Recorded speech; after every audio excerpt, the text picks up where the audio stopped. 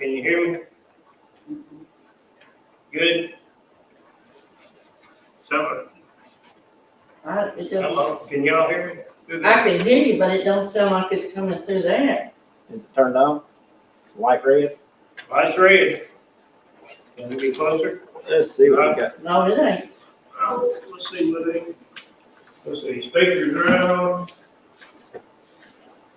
You turn this, yeah, that's on. Thing's on. Text. I don't hear it through the speakers. Interesting. Well, you go ahead to Sunday school and I'll work on it. You can go ahead to Sunday school and I'll work on it. All right. We've got, this is a good speaker. Uh, This is a good speaker, so people can hear you. Okay. Let me see that mic. They can't hear you. Let me see the mic. Yeah, they can see. No, pretty sure it is. Or does it have to be on the wheel?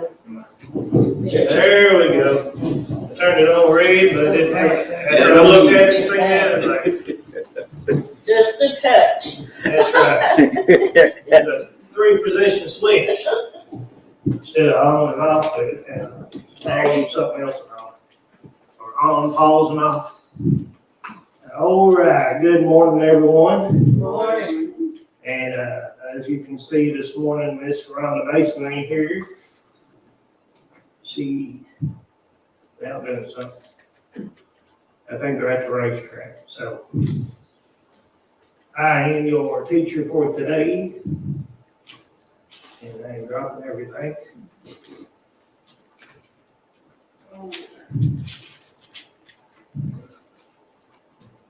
The lesson today is Gehazi Punished.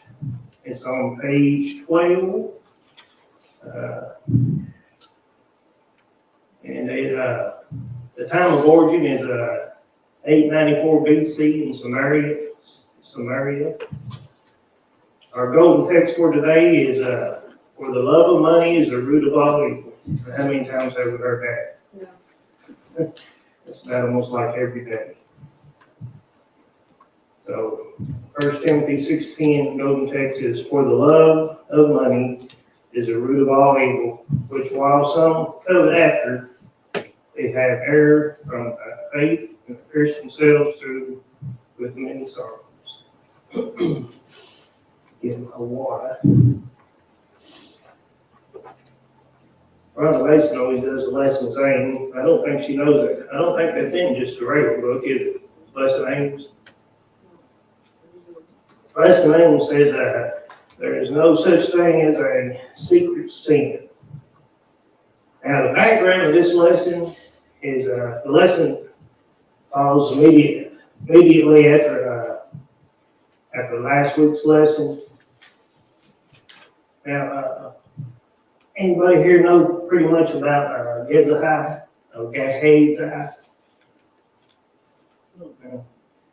I had to do a little research on it because I didn't know who this guy was.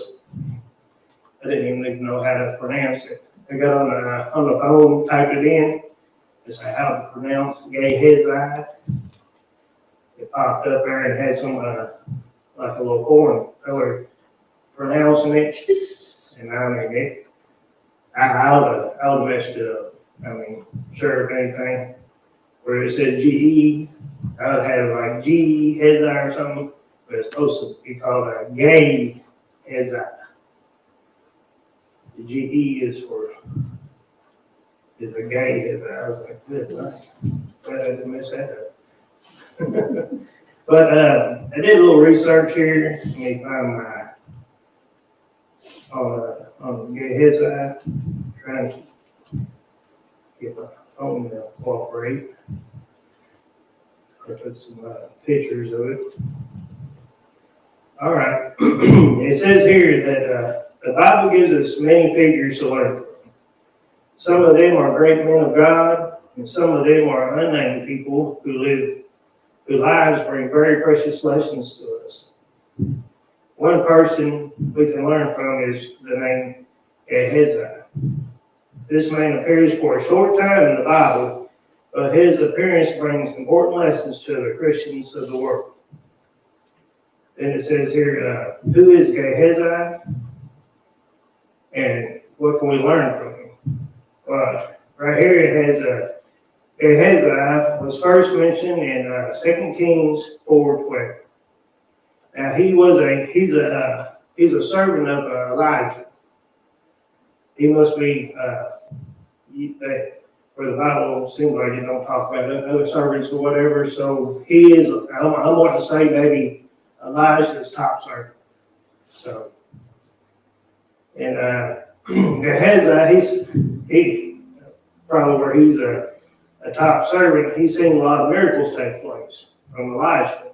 He witnessed a childless woman and an older husband have a child, and when the child died, the boy he saw him live again. Gehazi saw miracles. Other than that, he saw a poisonous pot of stew be purified and made safe to eat. He also seen hundreds of people satisfy themselves with a few portions of food, and that was back in 2 Kings 4. Now, I mean, what we're going to be doing today will be starting in 2 Kings 5, and that's where we see here it says in 2 Kings 5, whoever would reveal us sometimes wrong is in his heart. But Gehazi, his big thing this week was, or in this lesson, is greed. That was his problem, was greed. So I'm not going to read all the scriptures. The scriptures today is, because I'm going to read them one at a time, and we'll break them down. But the scripture lesson comes from 2 Kings 5:15 through 27. And like I said, this lesson right here comes right immediate after last week's lesson. Last week's lesson, just to refresh it, Naaman, he went to Elijah and he was trying to, I guess you can say, he was boastful and stuff like that, thinking that he was had means above all means, but he had leprosy. He wanted his leprosy to be healed. So he went to Elijah, and Elijah he cured his leprosy with just, I forget exactly how he cured it, but I mean it wasn't no spectacular like fireworks shooting and God comes down from the heavens and all that kind of stuff. It was just, Oh, where was it? The river. Oh, I know what it was. He had to go to the river and wash himself 7 times, wasn't Yeah. He was thinking like, he thought there'd be like a big old miracle come down, the light shine upon him and stuff like that. All kinds of that. All right. Well, we're going to start off on Naaman's gratitude and giving. So in 2 Kings 5:15, I mean, this lesson might be pretty quick, but I mean, it's pretty much straightforward. So, I mean, we'll probably have plenty of time for questions and stuff. In 2 Kings 5:15, and he returned to the man of God, which where it says, and he returned, that is Naaman. He returned to the man of God, he and all his company, and came, and they stood before him and said, Behold, now I know that there is no God in all the earth, but only in Israel. Now therefore I pray thee, take a blessing of thy servant. Now the writer here says, Naaman's marvelous cure made him a believer in the God of Israel. He returned to Elijah with gratitude in his heart. How different the spirit in which he now approaches the prophet, no longer proud and naughty, waiting at the door of Elijah to come out to him, and to enter the prophet's house, and to humbly stand before him. He shows a spirit of gratitude to God and to his prophet. Now, right here, so Naaman comes back to Elijah and shows him that he is a new man, a believer in Israel's God, and he wants to show his thanks. So his thanks is going to be, he's wanting to reward him, I guess you can say. That's what's going to happen here in this last thing.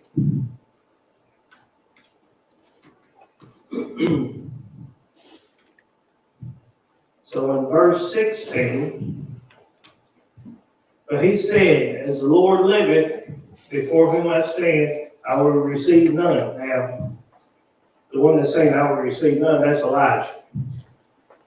And he urged him to take it, but he refused. Elijah had to show that the gift of God could not be purchased with money. He had to impress it on the ignorant but intelligent heathens of Jehovah was a God like no other. And that his prophets were men not like no other. That sounded nice. Look at him singing. I know he could sing.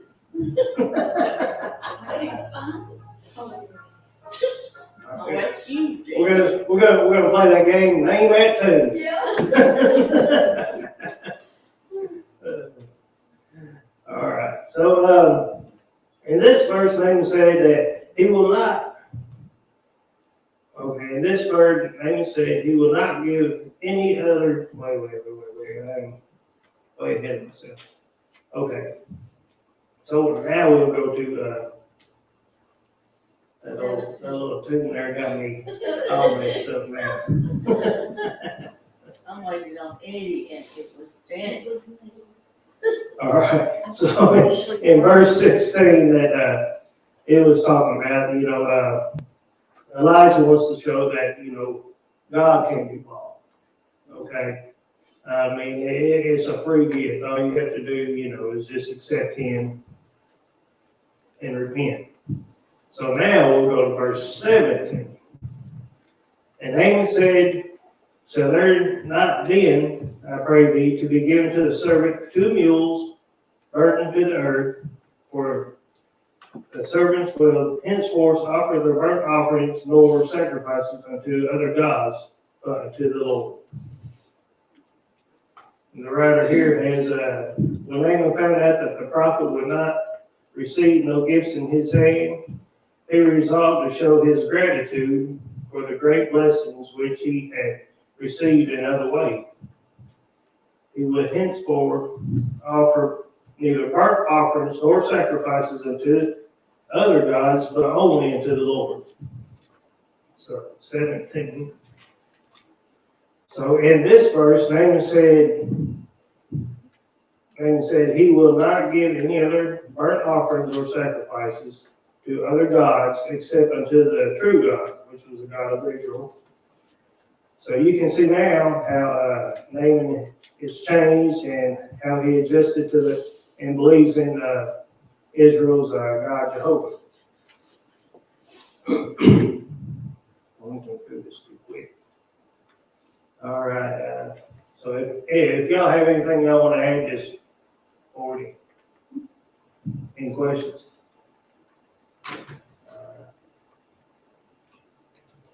Verse 18. And this thing the Lord pardon thy servant, that when my master goes into the house of Raymond to worship there, and he leaneth on the hand and bows himself to the house of Raymond, when I bow down myself in the house of Raymond, the Lord pardons thy servant in this thing. Now, the writer has here that Naaman was a changed man and no longer an idol.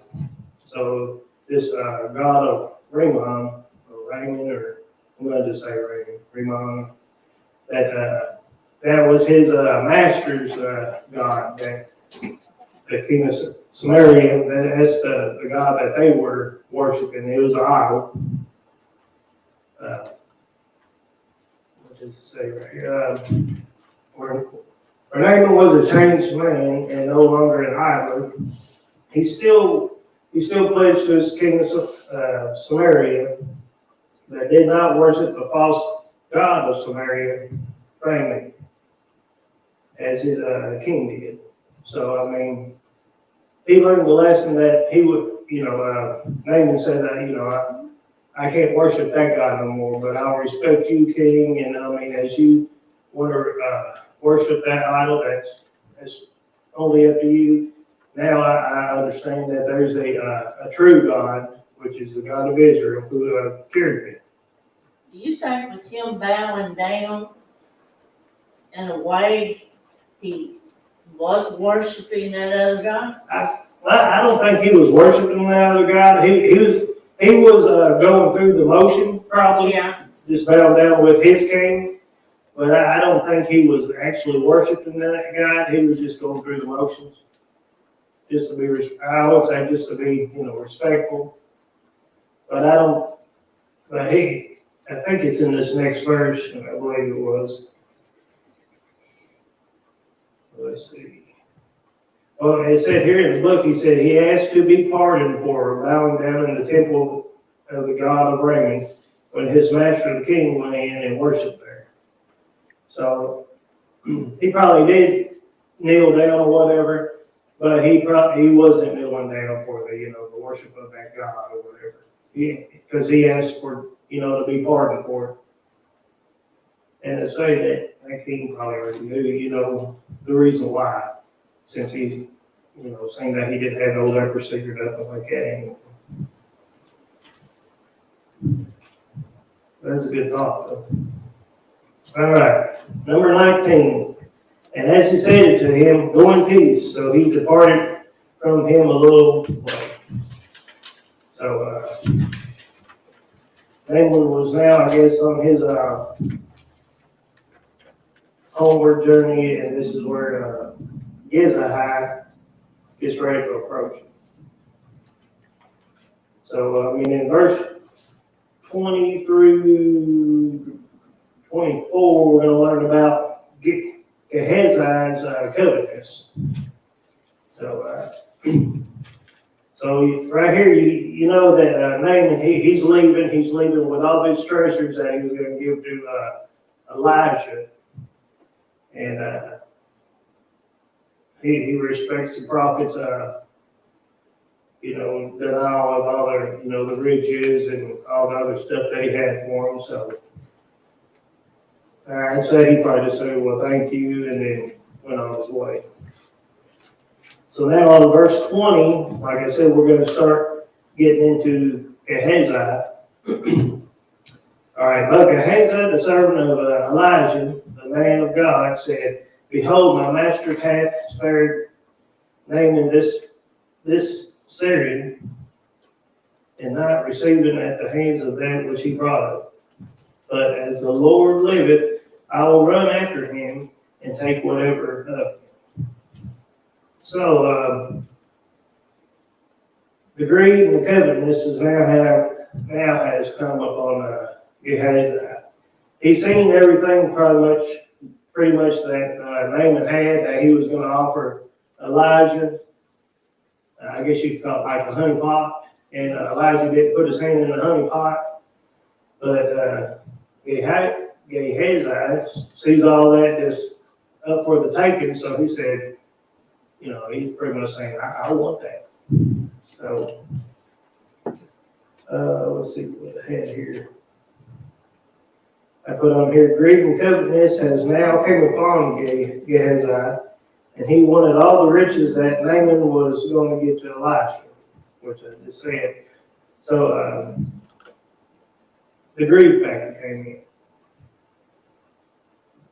So we'll go to I'm going to read verses 21 and 22, because pretty much them two go together.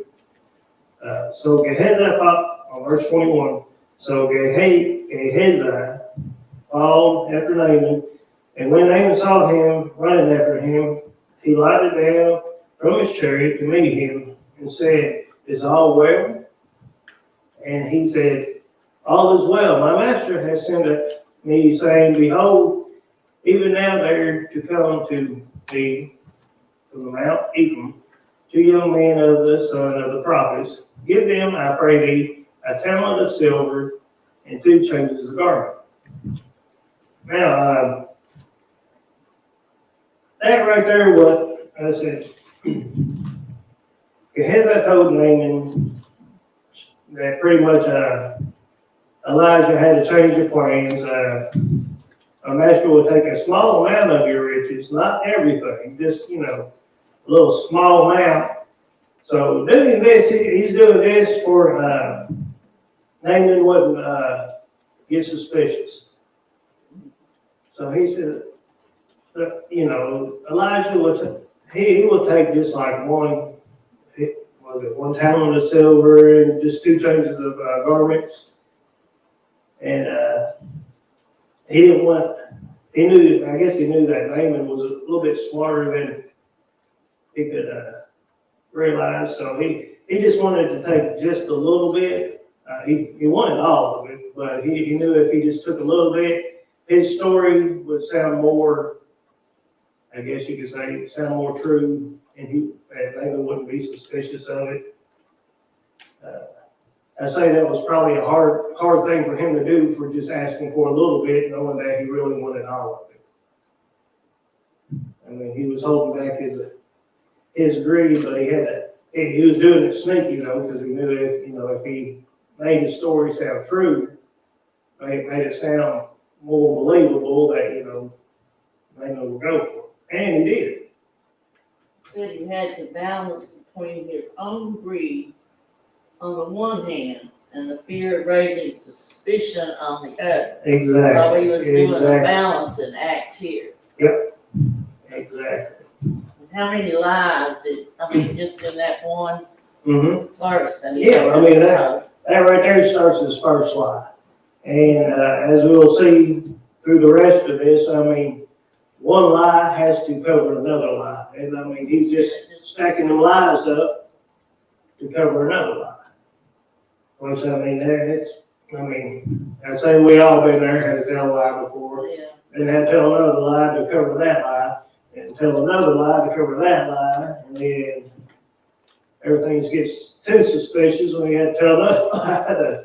I've done that to keep from hurting people's feelings, and then I think, Lord, please forgive me. But I just didn't want to hurt their feelings, and it's hard. But then I'm thinking, I shouldn't do that.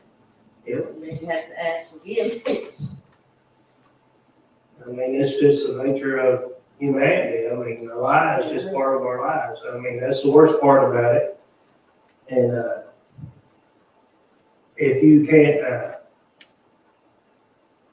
I guess if you're not a child of God, I mean, you can't really get forgiven for that lie. I mean, you can ask for His forgiveness, if you're a child of God. I got to where I just avoided. Anybody said, well, what do you think about that? Or that is going to hurt somebody's feelings. I said, I don't know. Yeah, that's the best word out there anymore. I don't know. But usually if your kids tell you that, you're like, yeah. We wonder where they get it. Yeah, exactly. All right, verse 23. And Naaman said, be content, take 2 talents. And he urged him and bound 2 talents of silver in 2 bags and 2 changes of garments, and laid them upon the 2 servants, and they buried them before him. So, like I said, Naaman, he believed the story, but he thought he'd be a little bit more generous. So he gave pretty much double of what Gehazi was saying that Elijah would take. So he doubled down. He was just so thankful. Yes, exactly. I mean, exactly. He was thankful. But the reason Elijah didn't take it to the trouble, he wanted to show him that. Yeah, the God can't be bought. Yeah, Right. yeah, that's what. Yeah, I think we hit that as y'all was walking through. That God couldn't be bought. Yeah. Yeah, and that's like the saying up here in on that the golden text is for the love of money is the root of all evil. We was talking about it 1 Timothy 6:10, about how many times have people heard that, you know. And there's people out there too that has heard that, you know, that's not a child of God. But they understand that money is a root of all evil. What are we on, 24? All right. 24. And when he came to the tower, he took them from their hands and bestowed them in the house and let them go, and they departed. And what Gehazi did, the two servants, they were carrying all the goods. Before they got up there to the house, he went on and took everything from them, said, okay, y'all can leave. Appreciate you carrying this for me, y'all can leave, I'll take this Elijah. But what he did, he took that stuff and took it in the house, hid it, because he didn't want the two servants to go to Elijah, and then, you know, Elijah would know what happened. So he took the stuff to the house, hid it. Let's see.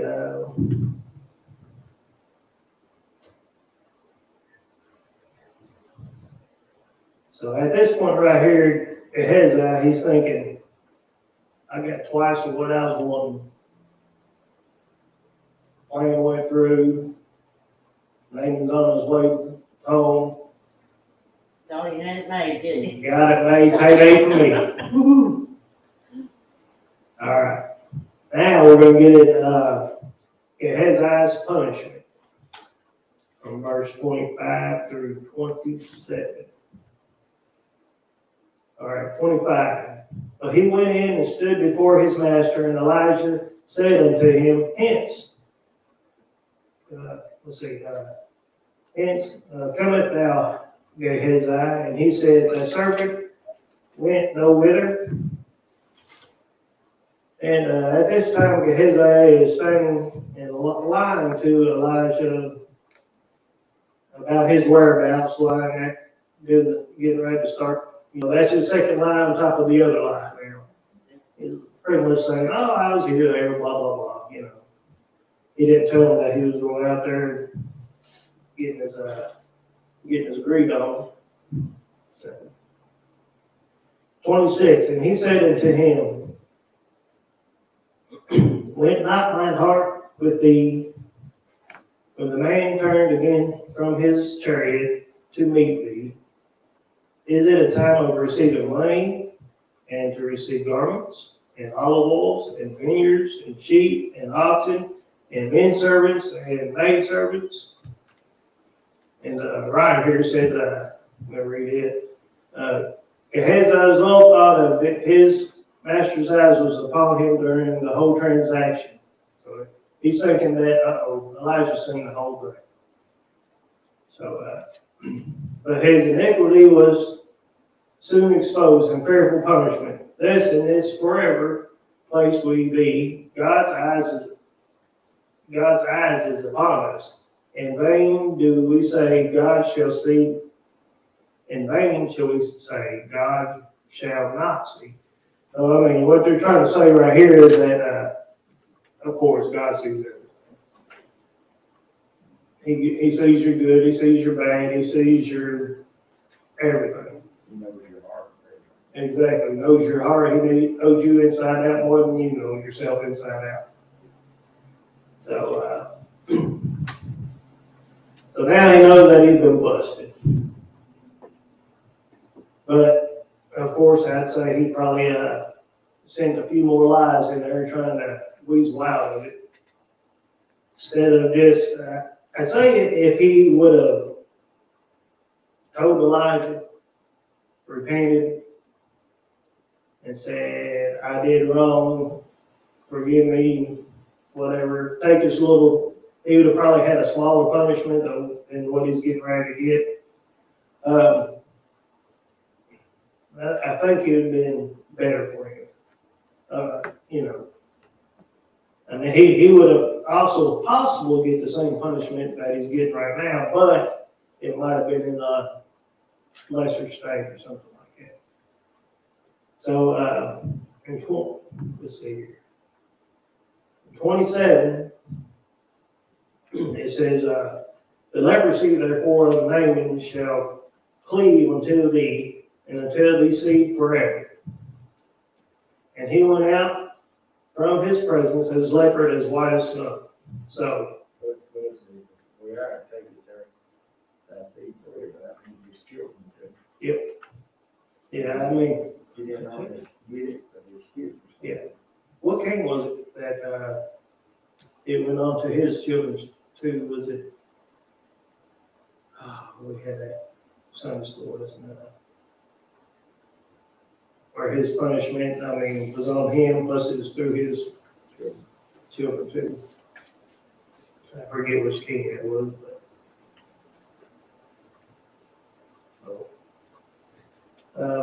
It says here the writer has Gehazi's punishment as also is, okay, Gehazi's punishment was also its lesson. So as his lesson, I mean, his punishment is his lesson that, greed ain't gonna work, but the lesson really is that God sees everything. He gained his coveted wealth, which he was a rich man and might carry out all his far-reach schemes of proprietorship and lordship over others, but what will it be? Let's see. But what will it all profit him if he is to be elected? So he's not as rich as, I mean, you see that now. I mean, some people, I mean, where they pray, they make the rich, they make money, they're wealthy. I mean, they don't want to give it out to nobody. They're stingy. People try to tell them, say, hey, you can't take it with you when you go 6 feet under. Which most of those people are going to be taking, if they did, they take it to hell instead of to heaven. Because they believe in the money more than they do in God. But I mean, right here it's showing that Gehazi, his biggest problem was greed, and his biggest problem too is that he didn't want to repent for what he did. I mean, there's plenty of people, even God's people, that try to, I guess you can say, profit themselves from others. I mean, you see that every day. But where they're trying to profit from others, and I guess you can say in greedy ways and stuff like that, I mean, God sees it. And the only one that's going to have to, I guess you can say, have to stand before God is yourself, for that reason. All right. Anybody else have anything to go? We'll get through this a little bit quick, but we can still do some questions. Anything to add? It just says, wealth greedily gotten never fails to bring a curse in some form or other.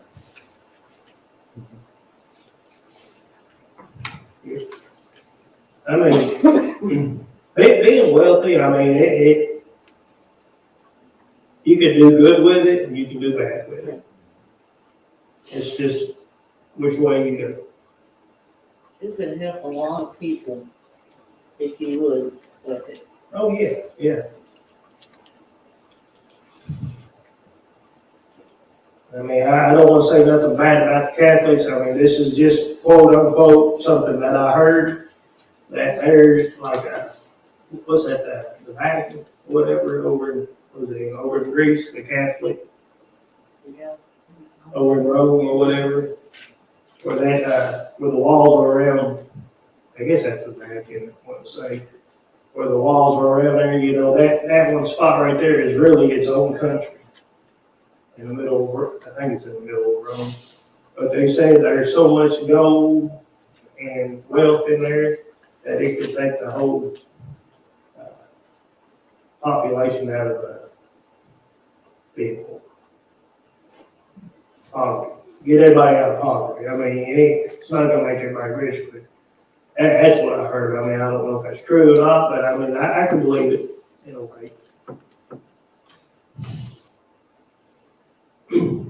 All right, let's do some of these questions. What is Naaman's attitude now? He was a believer in God. Exactly. He is a true believer of the God of Israel. How may we show our gratitude to God? Thanking and praising for what he does. Exactly. Be Christ-like. What is the beginning of Gehazi's sin? Covetousness, greed. Yep. Greed, covetousness, lying. What is covetousness? You want more and more and more. You want more, yeah. At the expense of others. How did Naaman respond to the Gehazi's request? He gave him more than what he actually asked. Exactly. He believed in that story that Gehazi was giving him, and instead of just giving what Gehazi was asking for, he doubled it up. He was a rich man that was wanting to do good with what he brought. He was very thankful for what He is very thankful, he is. he wanted to show it. It's about like when you're at a nice little restaurant or even a small restaurant, you know, the waitress comes up there and does real well. I mean, you want to tip that lady because she's doing so well, you know. Thank you for your service and stuff like that.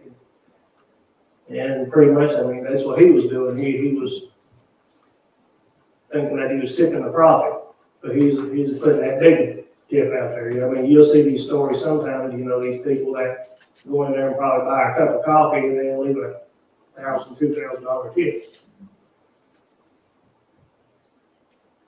And the thing about it, sometimes too, I mean, those people, I bet you some of those people, they probably feel that waitress or that person, they can probably sense the feeling of them that they need something to cheer them up, or they can feel that maybe they're in like a debt, you know, and trying to, they can feel that they're working 7 days a week, you know, kind of deal. All right. Number 6, I think we're on. What series of sins did Gehazi commit? Greed and lying to his master. Yeah. And lying to If he, Naaman. I mean, he just told lies to Naaman, lies to the master, his master. He was sinning against God. yeah, exactly. He sinned against God. Yeah. And he, like Angie said, he just did a stack of lies. I He mean, started. in every way possible, he lied.